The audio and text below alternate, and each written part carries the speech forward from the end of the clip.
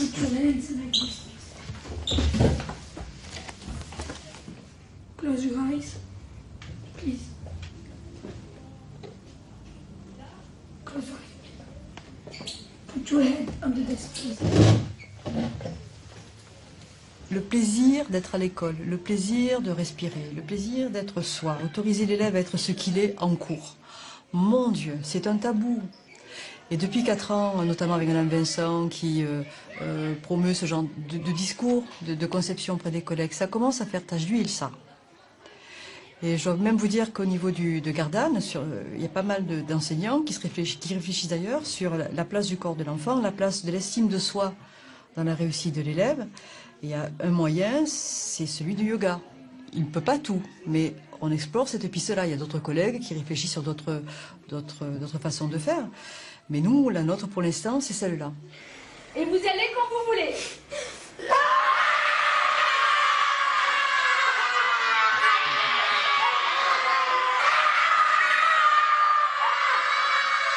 Les effets de ça, c'est que non seulement ça transforme les relations qu'ils ont entre eux, mais la relation qu'ils ont avec les adultes. Parce qu'ils ne font pas que du yoga, enfin, je veux dire, les élèves jouent aussi. Alors le fait de faire en sorte que les élèves soient en relation entre eux, ben, ça fait qu'il y a moins de bagarres, par exemple.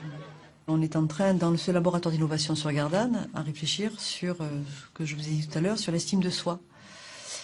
Et c'est extraordinaire de voir tous les enseignants primaires au lycée, d'être d'accord sur ce principe-là. Qu'est-ce qu'on met en place pour que les enfants soient heureux d'être à l'école? Et s'ils sont heureux, alors ils réussiront. Je fais très vite, hein. On en est là. Donc on se dit, mais c'est extraordinaire. Il n'y a pas que le yoga, je vous dirais. Il y a d'autres enseignants qui explorent d'autres pistes.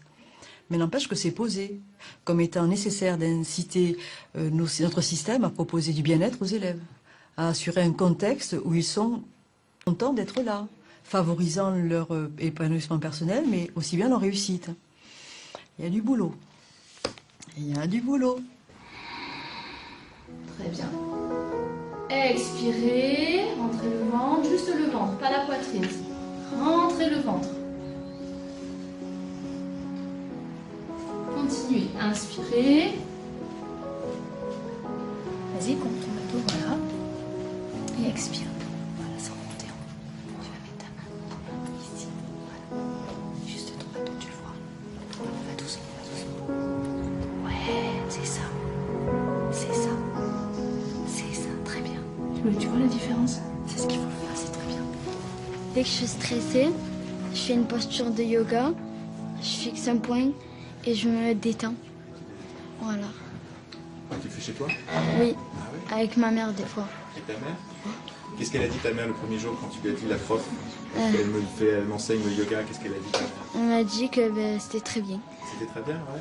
Elle veut pas faire du yoga ta mère maintenant? Non, en fait, elle en fait avec moi. C'est moi qui lui dis comment faire le yoga. Moi, ma famille, quand je leur dis que je fais du yoga, ils se foutent de ma gueule. Mais ils disent quoi? Bah, que c'est pour les tarlots aussi. Oui.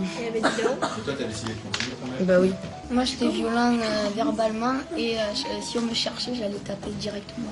Et que là, si on me dit des gros mots, je laisse parler, je m'en fous. Au début, ça vient pas du premier cours. Au bout du 3e, ça commence à faire effet. Mais je trouve la classe, elle a énormément changé parce qu'au début, on était vraiment tous excités et tout. Et là, ça s'est apaisé. Il y a vraiment un impact au niveau, comment on pourrait dire, estime de soi, confiance en soi.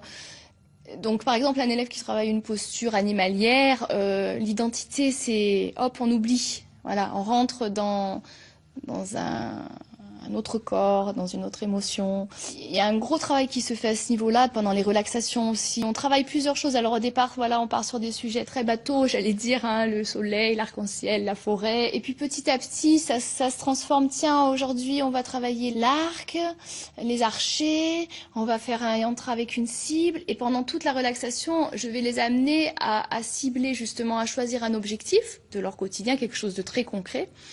Et petit à petit, se projeter, et se visualiser en train de réussir. C'est-à-dire que le côté positif doit devenir prépondérant dans l'ambiance de la classe, mais pour chaque élève aussi. On a une relaxation aussi où ils déposent leur tracas, ils écrivent ça sur des papiers, ça fait des petites boulettes et puis à la fin ils les jettent concrètement, mais ils font la relaxation avec toute une histoire et à la fin concrètement ils les prennent, ils les jettent.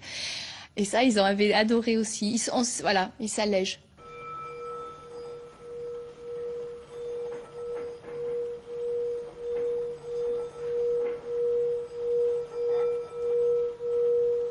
Dans notre mission d'enseignant, d'éducateur, enfin, c'est pas qu'on l'oublie, mais on met pas assez en avant l'être humain derrière. Et donc, plus ils se connaîtront eux-mêmes vraiment, ils s'accepteront comme ils sont, sans tabou, sans être honteux, d'être un peu plus sensible là ou un peu trop énervé là. Et qu'ils arriveront à gérer tout ça, à se voir positivement avec un regard, vraiment un beau regard, voilà, à sourire justement, pas que le sourire extérieur. Ça, tout ça, on en parle, c'est des petites choses comme ça qui sont posées de temps en temps, petites choses qui brillent pour eux. Et j'ai l'impression que ça reste.